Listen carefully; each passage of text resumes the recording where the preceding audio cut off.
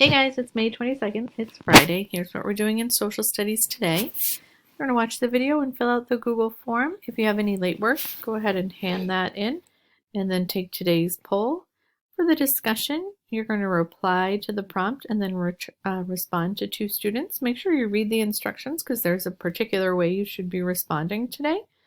The assignment is another cause and effect activity, similar to what you did yesterday, but a little different. We'll go over that in a second.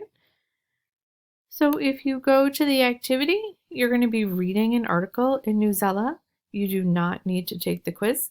And then you need to watch the video. Here is the video. Here is the Newsela link. And once you do those two things, you're going to complete the cause and effect charts below. There's an example provided for you. It's about Greece, so it doesn't have to do with the topic, but just to show you what you're supposed to be doing. Your answers should be written in complete sentences.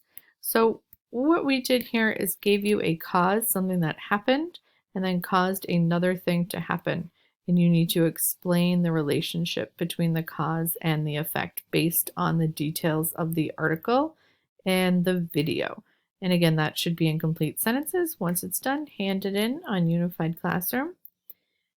Check out my virtual classroom for today. It has a link to the video, to the Google Doc, and then it reminds you that the chart is due today and about the photo contest. We have Sashi, our photo contest winner from yesterday.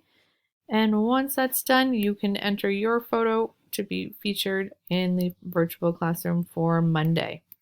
If you have any questions, send me an email. If not, have a great long weekend, and I'll talk to you later. Bye.